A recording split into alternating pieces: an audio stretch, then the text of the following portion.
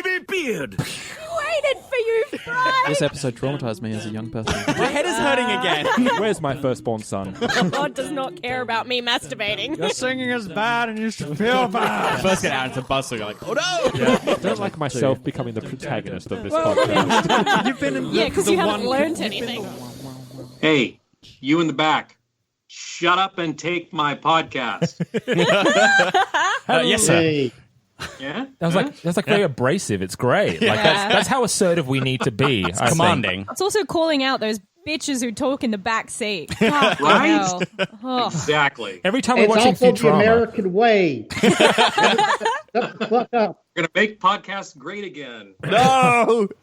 Wow. They start using I know. that slogan here. We must cancel this podcast immediately. I made a big mistake. I'm having chocolate like right before. Why would you do that? I'm sorry. Sean? There's chocolates right in front of Give me. me those. You can just not eat them. So, no, that's not an option.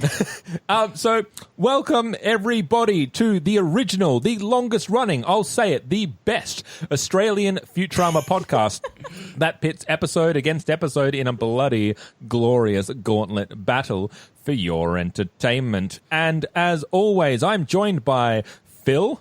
Oh, good day, governor. Oh, wait, don't say good day. Jolly, Cheerios. Where do you come from again? I'm British, yes. You wouldn't know it, but yes, I'm British. We are joined by Ellen. He crowned me in the knickers and nicked me crown. These are all going to be fucking British, aren't they? Yeah. We are joined by friend of the podcast, Stephen. Oh, you plonkers.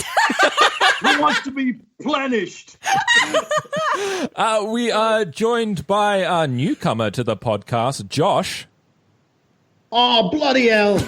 Me accent sucks much as everybody else's does. I can't even tell what the fuck this is. It's everywhere, really. And This is like that bad accents. I have a history of doing episodes with bad accents, going back to when we did Bart versus Australia, and everyone complained because the accents all sounded South African. Which I think that and New Zealand. We'll have a talk. I look forward to getting into the bad accent. We're also joined in this podcast by Sean. Oh, hey, hello. Oh, crap, that's not British. What am I doing? God damn it. Oh, no. You're doing an American. Yeah, that was the joke. Yeah. Just make sure nobody hits their pants. Little spoiler. So, ladies and gentlemen, we are up to season 6, episode 23, which is All the President's Heads. Now, for those in the room, what might that be a reference to? That is a reference to my favorite movie of all time, All the President's Men, which was about the Watergate scandal. And by the way, it's an amazing movie that people should see if they haven't, even if they don't care about American history. It's really good. Absolutely, and it's amazingly what am I trying to say? Relevant today. Oh, yes. It was also a book before that. So it was first a book in 1974, and then they straight away pretty much greenlit the movie 2 years later. And weirdly, there's no Nixon in this episode. No, right? There's no Nixon. That's the crazy thing of all. I never even realized that till you say that right now. I think it makes sense, somebody though. paid for that blunder. No one wants to party with Nixon. I do. So, the director for the episode, well, funny you mentioned that. Yeah. The director for the episode is Stephen Sandoval. Hello, Stephen. Hello, guys. How are you? Yeah, good. So I always give a little factoid about the director and the writer. So let's see if I remember this one correctly, which goes from a conversation Stephen and I had the other day, which is my favorite MCU film is The Winter Soldier. Stephen, does that happen to be one of your favorites as well? You know, coincidentally, it is. Oh, wow. Hell yeah. Dropping the fact bomb. How do these things happen? And I bet you would never find that on the internet. That's an exclusive here. Someone enjoying The Winter Soldier? Oh, heaven forfend. Yes, it's true. And we also have, there's a writer for this episode, which, wouldn't you know it? Josh Weinstein, how are you? Hi, good, thanks. Also, I know this came up in coming up. Everything's coming up Simpsons that you did a year ago, but I felt fucking awful when I found out I've been pronouncing your name wrong this entire time. Oh my God! Everybody on Earth for half the people on Earth pronounce it wrong, and I really don't care. I know. I'll pay you anyway. Yeah. Oh you, dear! I really don't care about my name. Weinstein. I don't.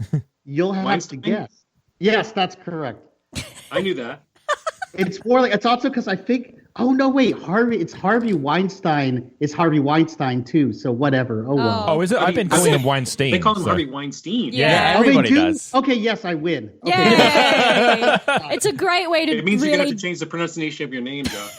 Yeah, it doesn't matter. I don't like having a name or even existing. So it's fine. I was going to say it's a great way to really divorce yourself from Harvey Weinstein, so that no one Yeah. associates you Yeah. with that. Well, monster. and we are talking about time travel, so this whole non-existing thing. Yeah, it's entirely back on possible. itself. It's great. We actually have two creatives from Futurama that I've pronounced their name wrong several times. Yay. It took me watching a YouTube video from Comic-Con from about 10 years ago to realize, it's Sandoval. Shit. Yeah. I don't think he says it quite like that, but okay. Sandoval. Sandoval. Run me a bath, please. It's true. You can also do the finger thing, Sandoval. Sandoval. Ooh. Now, I might just test you guys on this. Would you be able to tell me what the air date for this episode is by chance? I'm talking to the creatives, guys. It's 2011. Yeah? August. No. Something. Some month. You can, That is accurate. You got it. you can just Wikipedia it. We're not looking. It's July 28th, which if we go by my own personal birthday watch, I was 2 weeks after my 20th birthday. just after my 23rd. And I'm not looking at the internet at all, but I believe it was July 28th, 2011. Right? Perfect. Oh, Just off the top of my head. speaking of birthdays, Josh, happy birthday from the other day. Thank you. Happy Thank you. birthday. Yeah, it was. Yes, yeah. It's still fresh. It's still freshly sad in my mind. Do you know what Australians sing for happy birthday? What? Well, first we do like the normal happy birthday, and then we go, why was he born so beautiful? Why was he born at all?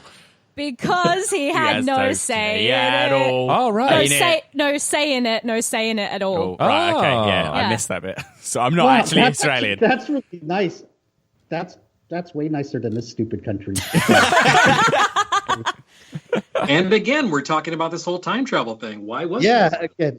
Let's, what great thing ever came out of America, I ask. Let's go back. Let's. But that's, you know what, to turn it back to the episode, it actually did, the whole genesis of the episode was that we've done so many different science fiction genres in Futurama, but we had never really done an alternate history one, and we all kind of love alternate history, and that was the whole genesis of this episode. Oh, great. I nice. love it. I love alternate history because you Me look, too. You It's look my back favorite, at things. especially as I'm one of the dumbest people on the Futurama writing staff, and I just have a university degree in communications. And so, as a dumb fan of Futurama, alternate history easily appeals to me as opposed to like physics and stuff, which Yeah. makes my head hurt. I am so Mine with too. you. I mean, you've beaten Sean and I because we don't even have degrees. We No, have we have advanced diplomas, which in mean acting, nothing. which means less than nothing. Yeah. Yeah, well, I have a my degree. too. But I seriously love alternate history, and so that was really the thing. Is like, oh, we got to do that, and then also coupled with American history, and then also coupled with these weird. This episode is a weird combination of really beautifully animated, carefully historically researched, and then some really lazy British jokes. It's the true But package. there's a lot of stuff that is totally historically researched, and the story actually came from me looking back into past Farnsworths in American history, and the guy David Farnsworth really was a counterfeiter in the American Revolution. Really? And the difference in the story is that in real life George Washington had him killed, rather than him trying to kill George Washington. Jesus Like, Christ. he was the real guy. And also, people didn't come back from the year 3000. Exactly that. Yeah, and Bender wasn't Wasn't a thing. there. Bender was only around for a little bit of it. Yes, that's right. Josh, I really thought you were going to say, like, the reason I found out about this is I went back in time in my time travel machine and then I heavily researched Yes, it. in my time travel, I saw that happen. Well, and I just recorded it. That's just the Bill and Ted version of studying, isn't it? Instead of reading a Oh my fucking God. book. You know what? I have to say, Bill and Ted is one of my favorite movies ever. And I'm sure that, like, part of my love for that helped, inspire this, just because that's one of my favorite movies of all I think time. it's the best time travel movie, and I'll fight someone for that. Remember the bucket. Remember the bucket. Remember the bucket. Stephen, just because we had a huge conversation about time travel, like what was it like for you, like getting this script about time travel and your kind of tenuous relationship with time travel as a whole? Were you happy or were you very angry at Josh? Where did you fall on the scale? I think this was before, I got jaded by time travel, because I was all in. I thought it was a great episode, and working with Josh is always, was always a treat. So Likewise. I was all in, and it was just so much fun. And if you actually look on the backside of the U.S. $2 bill, there's a picture of the the Congress. Yeah. And Josh is in there. Yeah, it's me snooping around for research. Yeah. Oh, You'll but see you him know what? there. The money pictured in that episode is exactly based on real Continental Congress early colonial money. Like I that's love So it. exciting. Yeah, I remember researching that on the internet, and we found that image. Oh, crazy. And that's one thing I want to say is Steven Sandoval is one of my favorite Futurama directors ever, and he and his crew when you got him, you're like, oh yes, this is going to be a good episode. And also just their use of colors alone is way far above anybody else, and so it's like this episode is beautifully done. So I was very happy that I got Steve. You guys must have had so much fun with the costumes in this I episode. was just about to say the fashion. I can tell it's like really well researched, and it fucking. Okay. So we have to do like a major shout out to my assistant director, Amy Steinberger. Yes. Yes. Because I mean, I'm sure, I don't know if you follow her online, but she's just a giant burrito of talent, and. Delicious. And she said, "Oh, I want to do these costumes." And we were like, "Go for it!" And she turned all those in, and all those costumes that you see in the episode are pretty much what she designed, and they're beautiful and they're so wonderful. And she's. I remember. I love the tiny hats too. But that's, Yes. I remember specifically Amy doing those designs, and they're yes. They're so awesome. She's so fucking great. nailed it, because their period the whole bit when they get back to now modern times.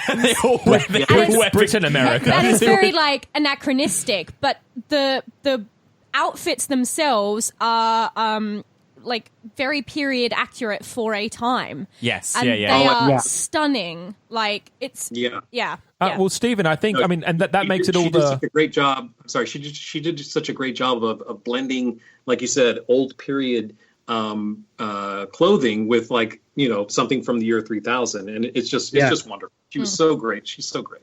Well, Stephen, I think if you do happen to reach out to Amy, like you were saying with Crystal, that's like another aspect where we'd absolutely adore talking to her as well. I literally have a fashion corner on this. We have a segment that's all about just the fashion of the show. So really? awesome. That's so I awesome. think we're just in fashion corner now. I mean, I think we are. Should I chat about things that are Fashion corner, Wink. There you go. So I have a pun to start off. Okay, go. Leela can Baroque Rococo fashion. Fuck yeah. Oh, I don't get it. I don't get it. So when Leela's kind of purple outfit when they get back to the new timeline is like a lot of the fashion is from the 1700s, which is Baroque or Rococo fashion, which is like... Oh, now I get it. Oh. Thank you. Which We're all channeling Fry at this moment. but it's characterized by wigs. Wigs have always been popular kind of from the 1500s onwards. There's usually a break at the bust. You get those corsets. You've got the rounded petticoat as opposed to a bustle. And it's called a robe à la française, which is it's like really tight at the waist, a low-cut square neckline, and they have really flouncy sleeves. And Leela fucking rocks it, especially with the, I love that it's her color hair as well. Like, wigs are generally powdered white, but it's clearly meant to, like, look like her own hair. And you've got the little hat sitting just nicely on top of one of the beehives. That color is gorgeous on her. It's not quite a fuchsia. It's like a little bit toned down from a fuchsia. Okay. Sorry, we definitely have to get Amy on the show. Yes, I mean, I either I had a stroke or I didn't understand anything you said. Talk. I'm so sorry. That was literally Amy would totally understand what you're talking about. But the colors, Stephen, the colors in your episodes were always brilliant. The colors, are beautiful. I think the colors stand out in this one. Farnsworth's suit is like a really lovely. It's like a pastel frothy lime green, which looks gorgeous on him. I don't think. A lot of that was due to our color stylists and the color department. You know, I just kind of came in and said yes, no, yes, no, yes, no, not too much purple, yes, no, yes, no, yes, no. So I mean, they actually, they deserve a lot of the credit as well. But also, what they've done is that they've incorporated color schemes from the character's original clothes, because that green, I've just noticed, is his shirt. It's his shirt that he wears under his lab coat, and Zoidberg's in brown, which matches his pants. Yes. And Leela purple for Leela, obviously. And Amy's outfit I love, because it's got like a tiny little crinoline and it goes into that shape, but it's still got the crop top. Like, it's still showing her navel. So it's just still same old Amy. We also get that lovely... I like Hermes Manhattan United shirt. That's one of the few British jokes that's actually good in this episode. That was can we just like Manchester United colors and stuff. So I actually like that joke. It's a good joke. I want to take this moment to then pull on another thread that we've just unraveled, which is, hey Phil, as governor, as one from Britain, what's your relationship with the final third of this episode? Look, it's like you can have at it. Go ahead. Have at it, governor. Well, it's clearly dumb stereotypes. Like, it's not an attempt to do it like faithful justice. Like, I understand that it's playing on America's relationship with what they believe Britain to be. In hindsight, I got to say, because like it was similar on Bart versus Australia, where we just did stereotypes, and we're like, well, we'll do it because Australians have a good sense of humor, so they won't get angry. I don't know what you mean. We're all like that. And Josh, every time you say that, my story is like after doing this episode, then I went and made a show in England, and I was like, oh crap. I really because it's embarrassing, because I would say there's like 10 jokes that are super lazy, like the British teeth and that sort of thing. Even though Bender's missing teeth are delightful, if I could go back in time, I would have smarter British jokes. Yeah, but some are good. Some are good and dumb ones, and some are just dumb. That joke. Well, in your defense, Josh, I mean, we actually added the stupid Monty Python stuff, so you're not. Oh, but that's the best stuff. The Monty Python stuff stands. That's really fun. So, Josh, I think basically what you could say is Weinstein is 2020. Oh. Okay, everyone, all together now. I don't get it. That joke has the teeth joke has like a joke about universal healthcare in it, which is more sophisticated. That's a smarter joke. Can I actually and the fact that Bender has multiple like rows of teeth and some are missing, that's smart. Yes. But some of the other stuff makes me cringe a little, although it's a brilliant episode and I love it. On the whole teeth thing, because I'm only familiar with that in pop culture. What is is there much relevance behind that? To a degree, yeah. British people do have kind of higgledy teeth. Mine are a bit crossed over.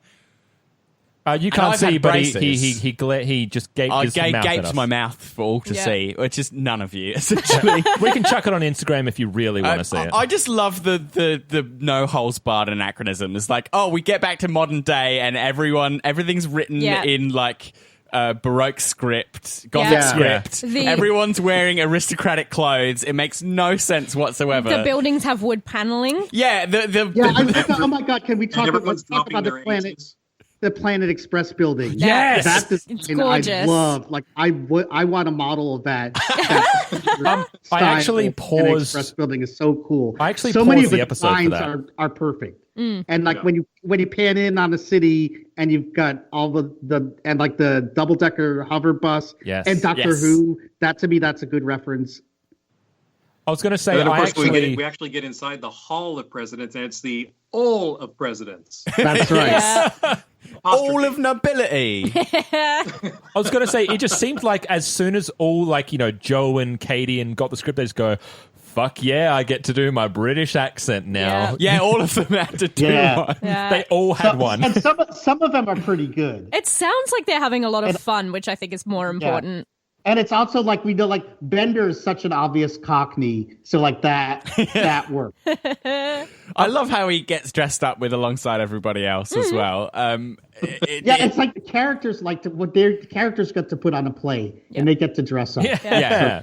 I do. I forgot to mention in Fashion Corner that Bender's little bow tie, when they go back to the 1930s in Prohibition era, he's got a little purple bow tie and a straw boater hat, which I love. But also Hermes and Fry look fucking banging in pinstripe suits.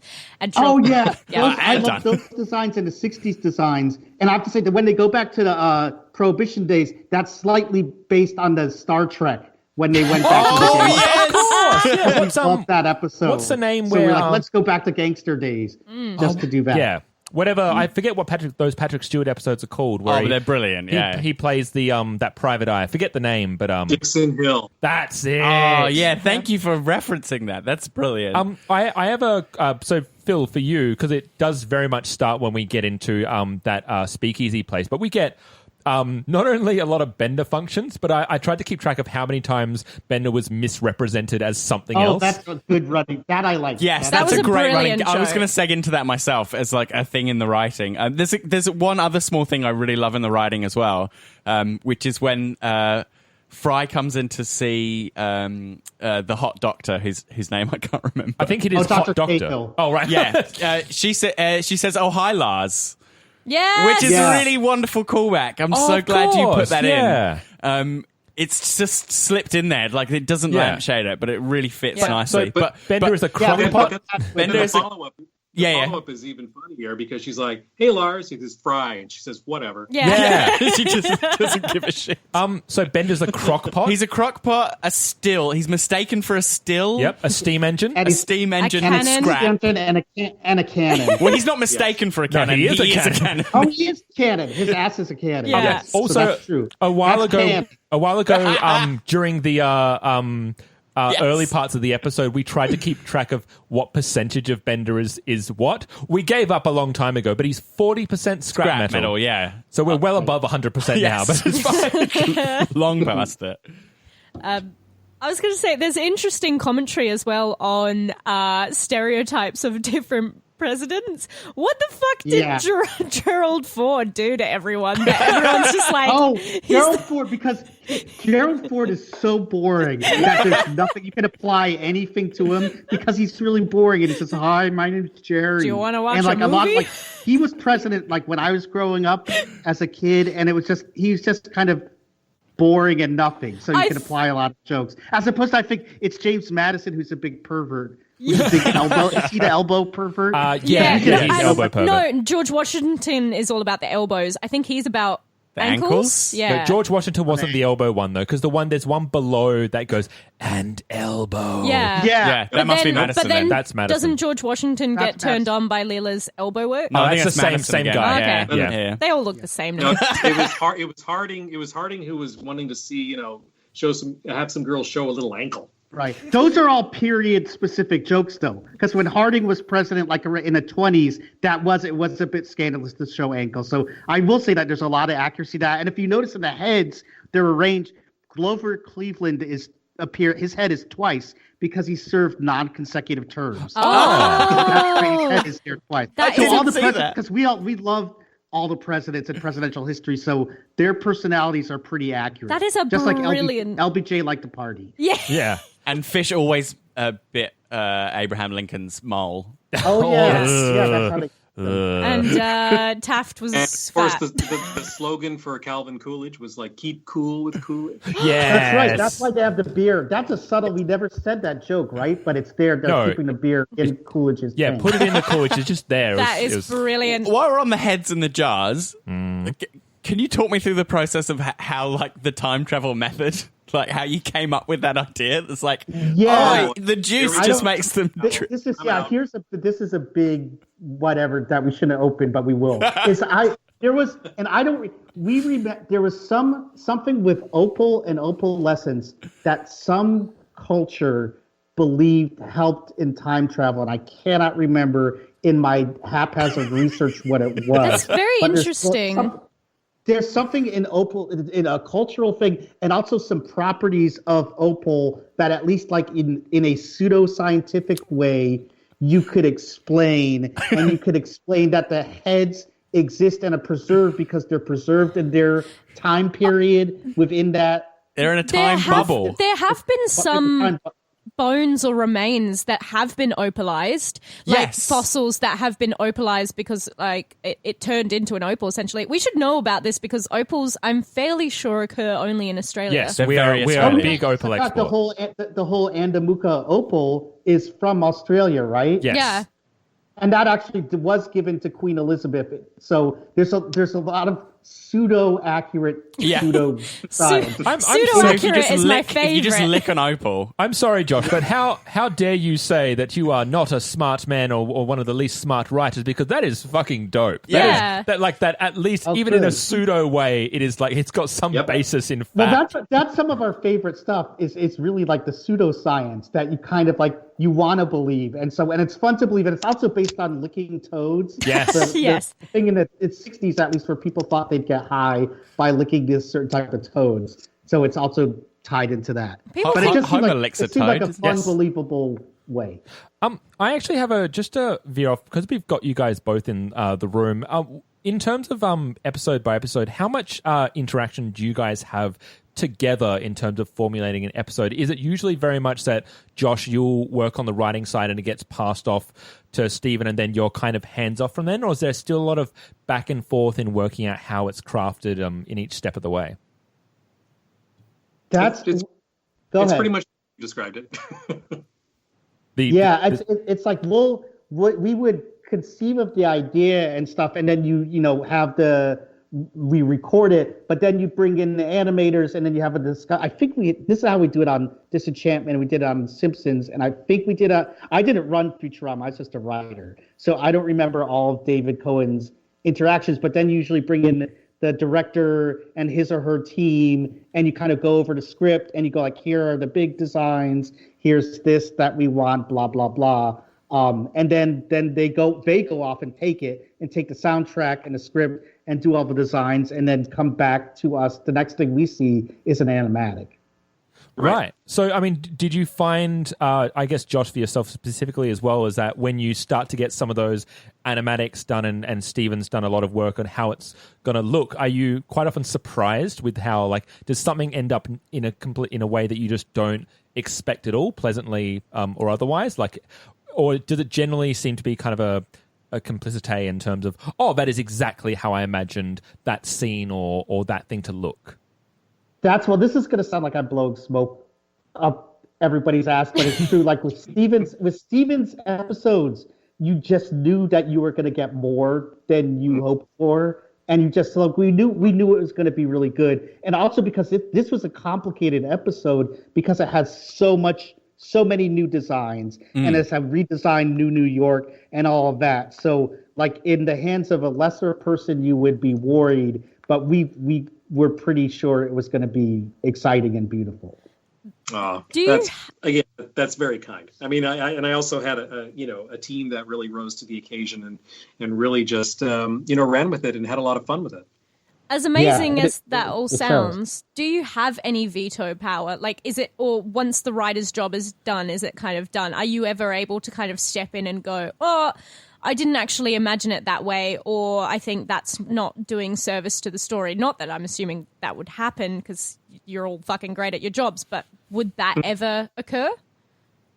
That's more like a David Cohen role, like the showrunner or head writer, to say. I think like if we were reviewing an animatic and stuff, I think people would chime in and go like, "Oh, this or that," but it's usually kind of I think it's the showrunner's prerogative to say yay or nay, and also the showrunner sees designs in the early stages, like the animators will do it. For example, like the planishing bezeler, the bezeler planisher, whatever that tool was. Like I remember seeing early designs of that because people were like, "What the hell?" And so the design of it was perfect. But so anyway, the showrunner or somebody on the writing side sees designs as they come in. Right. Okay. Yeah. I'm sorry. I'm sorry. We got to go back to the bezeling planisher. Please. Because I remember when we got that script, and I'm like, "What the hell is a bezeling planisher?" So, I mean, some of your younger listeners may not remember this, but back in the early days of the internet, the Google search wasn't quite as extensive as it is now. And so I actually did a Google search for bezeling planisher. I couldn't find anything. That's because I just looked up tool words and I found bezel and planish, and I was like, those are good to put together. So that's why. Josh, refresh my memory. Didn't I email you and said, what's a bezeling planisher? And you're like, I don't know, dude. Yeah, design it. You're a modern day Shakespeare. I like archaic tools. And that's another thing too, is like all the stuff we joke about it, but all the stuff like that, like in the Foundry and what Paul Revere did, and all that is actually historically accurate. Okay, so yes, and there is such a thing. I think we just added some spikes to the tool to make it look more threatening, because I think an actual bezeling planisher is just like a hammer. Oh right, yeah. What about the Franklinator? Is that period accurate? Yes. Oh, fuck off. No, that's one of my favorite things ever. That we just made up, but I love that. Oh, good. Did you put in the script? Prize Franklinator with a chipmunk. It's delightful. I wish they made a lot of Futurama merchandise, and they made Franklinators. Yes. I was going to say. Was that in the script? Did you write like Badger on a stick? Grab a Franklinator in brackets, yes. Badger on a stick. I think we were all quite proud of ourselves when we came up with Franklinators. I have to say though, chipmunks can be fucking feral. Like, yes. well, not, badgers too. Yeah, and squirrels That's as well. Like the most deadly Franklinator of all. But there have been stories of like squirrels attacking babies, like because the babies have been like left, like just in a stroller in a park, and squirrels are hungry. And like they're rodents, they have very sharp teeth and like very sharp claws, and yeah, they're this is a really dark turn. Yeah, I for one welcome our squirrel overlords. I know in Australia you guys have a lot of crazy animals. Oh yeah. Like are your chipmunks like 6 feet long? We're What's fucked. the deal? Our we don't have chipmunks. No, we have possums. We have instead. possums, and I got scratched by a possum on Christmas Eve. Now he turns into a possum. Yeah, and I actually I got my tetanus shot on Christmas Day because I was like, rabies or tetanus? Probably both. Yeah. You should get both. Yeah, I do have an armor-wearing possum. You got to get both. There's no fucking way to segue from possum to this, but I'll try. Got a rabies shot. Is this? I'm unclear whether this would be a Stephen or a Josh or a David question, but in terms of the opening credits, when you guys have the cartoon that plays before the ship flies into that, who's generally in charge of what cartoon or such is selected? Wasn't David and Matt? I think. Yeah, I think so. Yeah. It is a absolutely bonkers story behind that. So if you guys remember, it's what looks like a weird fucking toad thing. Yeah, it's very disturbing. So what that was is a thing called, it's the story of Zoich. And Zoich was during the Winter Olympics in 2014, which was in Russia. the Russian Olympic Committee decided, let's open up a competition for to make a mascot. Absolutely anyone can bring a mascot. And they did it with a newspaper company. Jesus Christ, no. Yeah. And this one independent guy, That's how we got Bodie McBoatface. they got 2,000 submissions. Exactly right. And one of them was this toad thing. Yes. And it absolutely rose to the top of the charts within 40 minutes. So it was like, they're like, we want this fucking toad. There's no accounting for taste, is there? And then when it got to the final rounds, the toad wasn't put in the final round. Right, yes. And everyone was saying, why wasn't it? Where's our toad? And the thing is, the first thing that's crazy about that is the artist came out and said he was inspired by the Hypnotoad. Whoa. So he's like, yes, this is very much on the Hypnotoad. But it wasn't included in the shortlist, and everyone was like, and the journalists were like, why wasn't it? It was clearly the favorite. And the committee would not answer. Oh. So Why couldn't they just send out a tweet? Because it was fucking ugly. Enough said.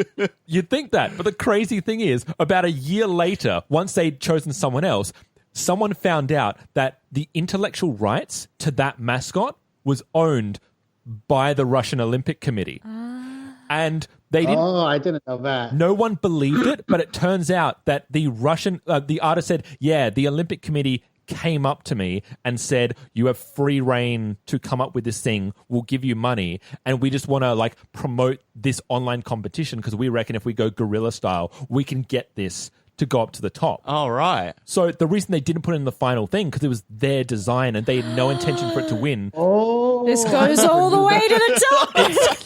Bonkers. I love it. wow. Because I think we put it on because we're like, this is the underdog and we love it. And it was based on Hypnotoad. But I didn't know the conspiracy behind it. Yeah. Oh, yeah. You're actually just You ripped that wide open. Wow. a government I really porn. don't think we should be talking about this. Yeah, I gotta go. I seriously didn't know that. Wow, that's good. It's an episode that's kind of about conspiracies to have that. Yeah. Wow. So this is slightly to the side of that. There was a moment later in the episode where Leela does a big stealing of silverware. Yes, yes. That's. I was a Do bit. you have a question about that? Yeah, I just thought it was more of a Bender thing to do. Yeah. No, because really, that's based on a real thing. Because Paul Revere, silverware and stuff like that is extremely valuable and very highly regarded. So we thought that it's better that Leela actually seems to know about fine antiques. And that's She's got a fine eye as opposed to Bender who would just steal any shit. Yeah, Bender just steal anything shiny. Yeah. But Leela knew, oh my God, Revere, China, and silverware. That's nice. I like it. Yeah. Thank you for answering that. Yeah, that's a specific thing I saw watching. It's like, oh yeah, I remember that. I love that was your gripe, Phil. You're like, not the time travel, not the opals. Why is Leela stealing things? Guys, they're all morally suspect. So I haven't brought this back in a while because I don't think anyone's died in a while. Death count. So I do a segment called Death Count where I kind of keep track of who dies. Does anyone die in this? The Farnsworth. David Farnsworth. David Farnsworth, but his head is preserved. But also in the alternate history, George Washington dies. Yeah. Yes. That's right. I was going to say, joke's on you because all the people from the past died. Oh, no. Existential crisis time Except for the Sean. presidents who get preserved. Yeah. Somehow. Yeah. Oh, that's somebody had a question on Twitter about why, because they mentioned how Fry's brother was buried. Why wasn't his head preserved? We'll grab it up for you because we'll credit the person as well. But it went away. I think my guess, and that you really have to ask David or Matt, is that it's just presidents and really important celebrities' heads get preserved. But Fry's brother was kind of just a regular guy that no one else knew about. Yeah, is my guess. That's my justification. I was also going to say, surely it would be Will, because you can, post death, you can choose what you want to happen to your remains, and it's the same as a do not resuscitate. Some people in the future might not want to go on as just a severed head. Right? Why ever not? Because, I don't know, they miss scratching their nose. I don't fucking know. They might think that that's an interference with, the natural process that is death. So who did that come from, Phil? They came from that guy. That guy. Oh, that guy. That guy 3002. Very knowledgeable Simpsons fan and Futurama fan. So that was a good question. But Yeah, his avatar is 80s guy. Oh, 80s guy. That guy. So, and we had another question as well, didn't we? That was on. I'm pretty sure it was on Stevens. Remember, the other one was on Stevens. Yeah, I did have it up, and then I went back to credit that guy. It's totes fine. 1 second. This is from D. Chang Stein. Stein. D. Chang Stein. Don't ask me. At I am not a wit. I am not a twit. There we go. If Richard Nixon's head used Bender's body today to run for president again, would he be allowed to, even though his body was made in Mexico? Bravo. That is just like, that is such an excellent question. Oh, gosh. Also, these days, President Richard Nixon would be regarded as too liberal. Yes, he would. Yes. That's crazy. Depressingly. Absolutely. Yeah. So, That's a good depressing would he? We need a definitive answer. Yeah. I want to talk about my favorite and most relatable joke. I'll go for it. In this episode, which is Fry needing to get off to his night job so that he can pay for the coffee, yeah. so that he can stay up for his night job. Yeah. We all just went, yeah. Get it. There was barely a joke. It was just our lives. It's just what we do always. Yeah. Right. And for us, it was just to explain how we could get to the head museum. Yes. Convenient. But it's really... But Fry is somebody who needs that extra job. Yeah. So it is really... It's so relatable, though, because I know I used to work night shifts, and Sean, you too? Did you start on overnights? No, I've just do I get up at 4 a.m. and start at 6. Because I used to do overnights where I would get to work at midnight and I would finish work at either 6 or 7 in the morning, and it fucks you up. Yeah, and it's you end up spending all of your money on coffee. Exactly. Yeah. Or I would just spend more money than I probably needed to on snacks, just because you're staying up that long in the day. Yeah, and no willpower as well. But you need something to fuel yourself. You just can't go on that long without also eating. It was fucked. I just like Leela's response. That's something about Futurama, too. It's saying, even in the future, jobs still suck. Yes. Yeah. I got to say, as soon as Fry mentioned that he had a night job, I kind of had this very genuine, oh, what does he do for a night job? Well, good. We suckered you in. Oh, you got us. You're sucking me in for 2.5 years, and I'm here. Just her little butt is just caps that joke really lovely. Yeah. But not worth it, Leela. It's really sad to see that capitalism is still fucking over everyone in the future. Yes. Yeah. Whoop. Well, Mom owns half the planet. Yeah. So, yeah. Also, can you, just because I'm not from America, so I don't know why these places are potentially shit or worth shitting on, can you please tell me what is your issue with both Philadelphia and New Jersey?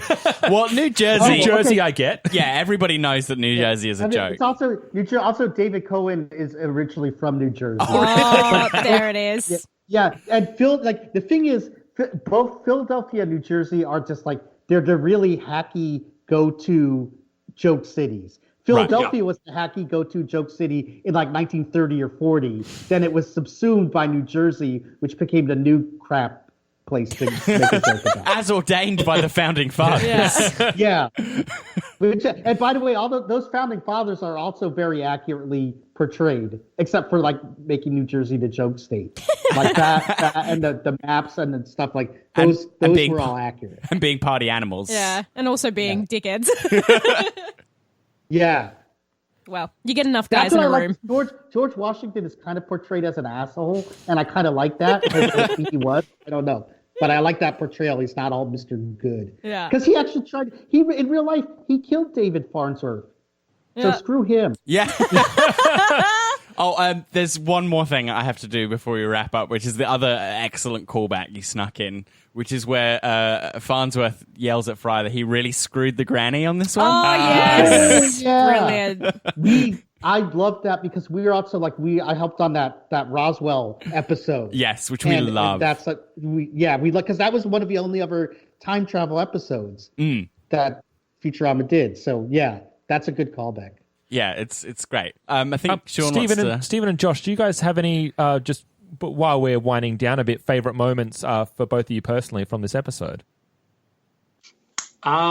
I think, and I mean, this is kind of like a technical filmmaking thing, but I still love, when the queen is making her moves on the professor, and he's slowly raising his, walking stick cane, and he brings it down, and then we cut on the impact, and we go to, Bender playing quoits.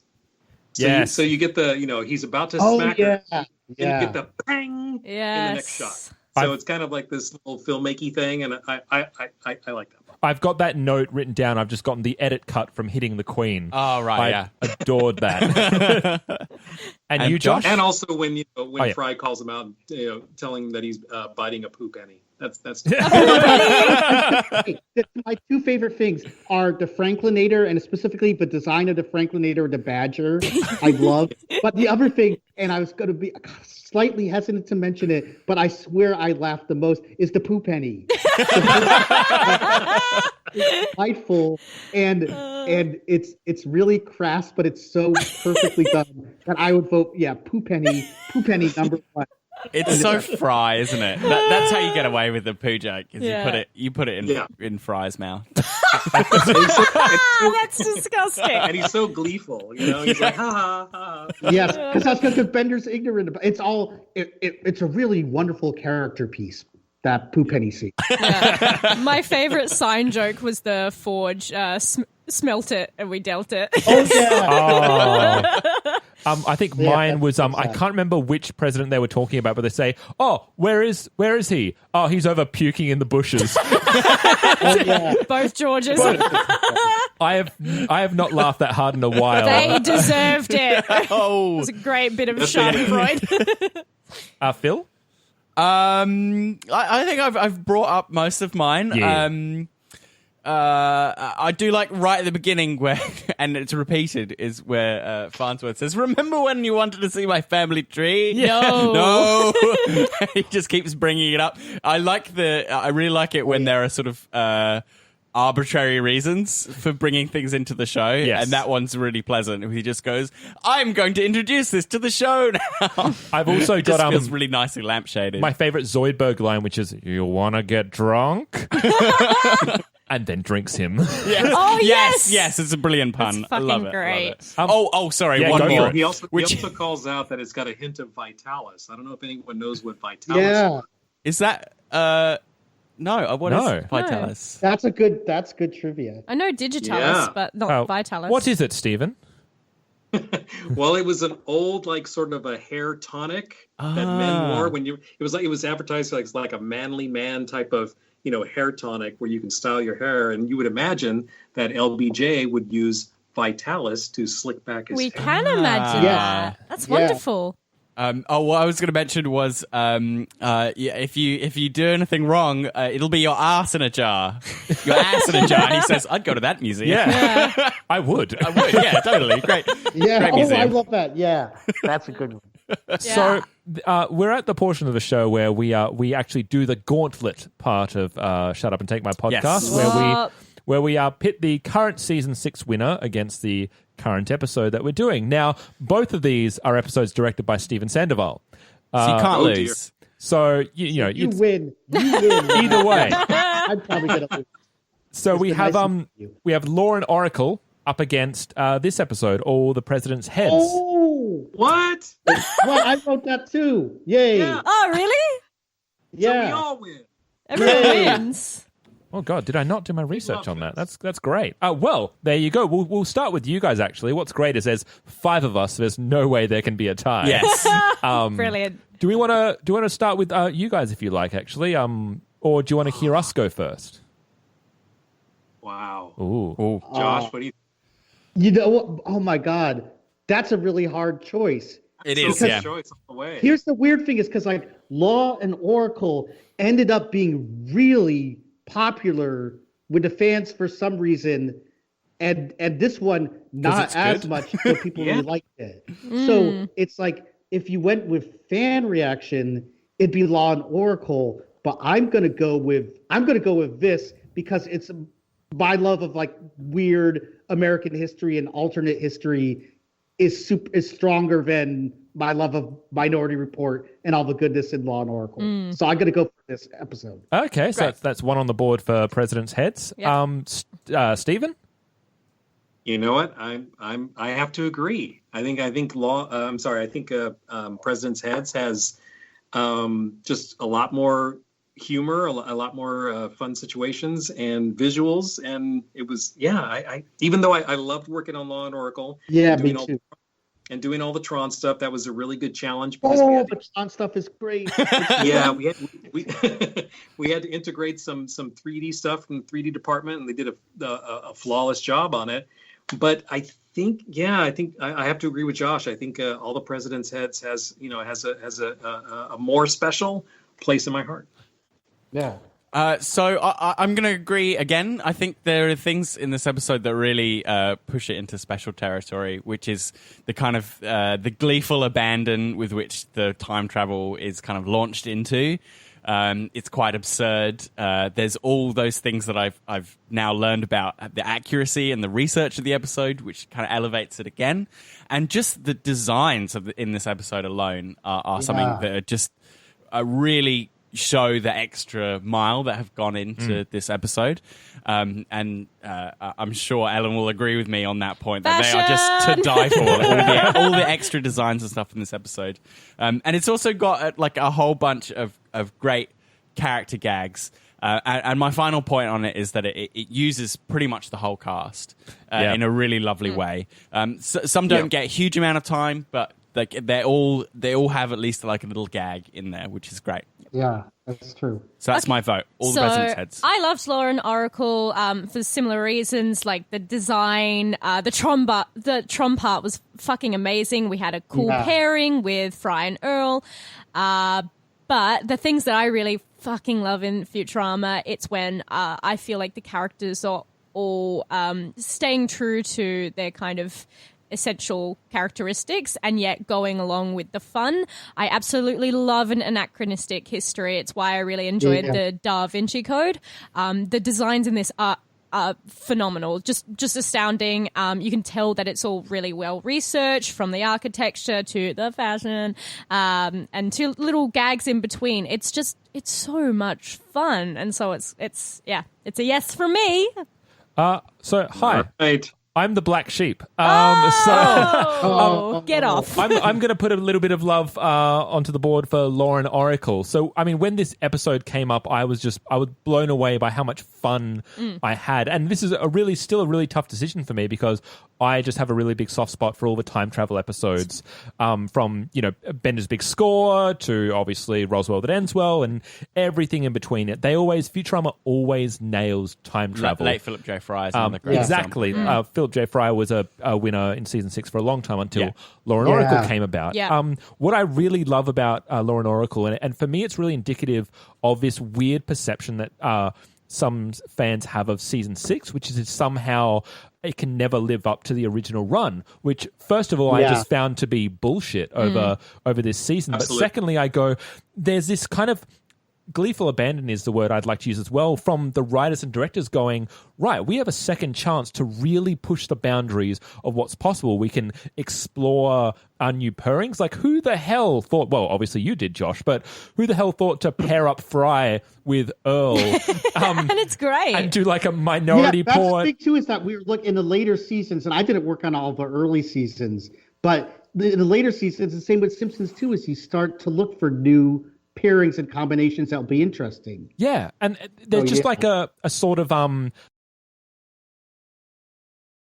you just throw caution to the wind and go, let's see what works. And this is one of those instances where it's really gripping, and there's a story where you almost have both, you're looking at the friendship of Fry and Bender, but also where there's antagonism, like Fry's got this new job and he's trying to stop Bender, but he's also trying to be Bender's friend, and Bender's got this very in-character response of, well, I know I'm going to do it. I'm going to do it anyway. Oh, well. And it's got an awesome twist in the end. And yeah, I just had so much fun with Law and Oracle, and especially the Tron reference. So Tron brilliant. City. And yeah, so for me, unfortunately, is going to Lauren Oracle, but I'm happy because we have a new season 6 winner. Yay! All the president's heads. Yeah, yay for us and screw us who did the other episode. You losers. So this is my favorite part of the episode because before the podcast, Josh said, I don't need to know anything. Let's just go straight into it. So this is the part where we get to do a voice from Futurama. We have to attempt one of the voices. Now, What we all did at Yeah. the beginning, didn't we? however, I'm We going to... all did our crappy British accents, even the bloke from Britain. Mine was the worst. Yeah. I'm gonna put a veto on the British accent. Oh, no. And you got to try something else. What? Oh, whoever you want, Phil. Hi, I'm Andy Warhol. Oh, that's good. I was trying to figure out what actor did that voice, and I couldn't tell, but I love that impression of him. Mine was terrible. Yeah. I think for me, I'm just channeling Truman, but it wasn't Truman. It was another. It's kind of the voice that sits like this, and he goes, "Come on, we have nothing left to fear, but running out of beer." Oh, that's Franklin Roosevelt. That's Yes. FDR, one of our finest presidents, because he said we have nothing in World War II. He said we have nothing to fear but fear itself. Yes. Nice. Yeah, so that's my impeccable Roosevelt impression for you. Fantastic. My name's Jerry. Want to watch a movie? It's more Clinton than anything. But try, I did though. it. I You fucking did did it. it. I'm not going back. I hate this portion. I think we've got like a president's theme going on. Yeah, I kind of skipped. I'll do and ankle. I'm so Madison. Because that creeped me Yeah. out, but I love it. God, he's a perv. Mr. Sandoval. I guess I'll have to go with, hey, who was it? President Taft, he just challenged me to a pie eating contest. That's a good Clinton. That is a good one. Yeah. That's a good one. Clinton has a lot of restriction in his voice. Yes, it's really he does. weird for someone who gives such like a laid back persona that his voice seems always straining. Always, yeah. Yeah, like he's can't quite compensating. get the words out. Yeah. Yeah. It's Look, interesting it's a little segment quirk. that's never going to die as much as everyone hates it. Yes. Yay. Yeah, that's why it will never die. Yeah. So, first and foremost, to both Stephen and Josh, thank you so much for coming on. Thank you. This has been a pleasure. Thank you. It was fun. Yeah, thank you so much for having me on again. I mean, I love it. It's great. You guys are awesome. Oh, Thank you. thank you. So Stephen, you'll come on every week? I'll just start talking about everybody else's episodes. Yeah, I had nothing to do with this one, but, Yeah, it sucks. Yeah, I'll gladly criticize somebody else's episode. Oh, great. Done. Now that we know that, now we can do a Futurama crew, Battle Royale. gauntlet where you have to criticize each other. Oh my God, that would be so good and awful. Like with them on the podcast as well. Yeah. Right to the, Yes. so We Josh have a and special guest criticizer for you tonight. See if you recognize who it is. Stephen and Josh, is there anything particular? I'm sure there's a few little shows you're working on. Would you like to spruik anything upcoming or in development currently? Sure. Also, I'd say what was delightful is after Futurama ran down, then that Steven and I both ended up working on Gravity Falls, which is a show that we loved as fans before we worked on, but that was like a real treat to be able to work with someone from Futurama on another show. Gravity Yeah. Falls So is an especially- amazing show. I learned a lot from all the kids working on that show who Yes. kind of they grew up watching The Simpsons and Futurama, and I feel like they took humor and heart and animation to the next level because that's what they grew up on. And so I really learned a lot from working on that show. And I'm also going to plug the show that I'm running right now called Disenchantment, which is on Netflix, and we have a new season coming out in the fall. Brilliant. Which will be the same for us as well for Australian listeners, by the way. We get it at the same time that America does. Yeah. So that'll be That's nice. autumn, winter. Yes. Yeah. And Mr. Stephen? Well, yeah, actually, I believe, Josh, what Futurama was kind of brought you and I together as closer friends. Yeah. Aw. Aw. Because I know we worked together on Sit Down, Shut Up, and then when we got to work on Futurama, we just hit it off. And then I think we connected a few times at San Diego Comic-Con. That's right. I loved running. We would run randomly with 100,000 people. Me and my kids and my wife would run in randomly to Stephen and his wife in the crowds, like a number of times at Comic-Con. It was delightful. It was totally so kismet, sweet. and it just was something that couldn't be ripped apart. And we became really good friends. And I know we've kind of taken our different paths over the last few years, but no, Josh is one of my good friends. Likewise, and we would I would love to work with you again. So it will Yes. happen, hopefully. Well, we have a project for you guys. Also, I just think it's absolutely beautiful that that Josh spruiked a TV show and Steven spruiked a friendship. Yeah. That's just like a. That's so That's the wholesome. project I want to work on. Also, I think it's worth Well, I mean, mentioning. if anyone has listened to me on rambling on the previous podcast, I'm still supervising producer on The Owl House, created by Dana Terrace over here at Disney, premiering coming soon to all sorts manners of platforms to watch. It's an awesome show. It looks brilliant. By the way, and Dana Terrace, also from Gravity Falls. All these brilliant people have gone on to do their own shows. Amazing. Yes. And Owl House looks amazing. It is amazing, and we just had a meeting earlier today about, for lack of a better term, testing, and it's doing incredibly well. We got a super crew here, and we're getting animation back from overseas. It's looking beautiful. You guys are going to love it. Yay. Cool. It'll probably end up Great. on Disney Plus as well. Probably their new streaming service that comes out Eventually. towards- Yeah. Great. So for us personally, if you would like to get in contact with us, you can do so by emailing us at babybeardmedia@gmail.com. Fund us on Facebook. Please chime in. We're always checking it, so you can interact with us there. Yep. We also have an Instagram. You can see the time lapse of this ordeal that was getting our Skype to work and the whole podcast that ensued. We also have polls and stories, so you can interact with us there and have your say. And as you noticed, we interact on Twitter, as in the few people that we brought up today. Yep. But on top of that, if you'd like to help us out, the best way you can do it is going onto either Apple or the podcast app. Subscribe to us. That's Shut Up and Take My Podcast. You know that because you're listening to it now. And also, 5-star rate review. It hopefully gets us seen by lots more people. Yeah. Would be nice.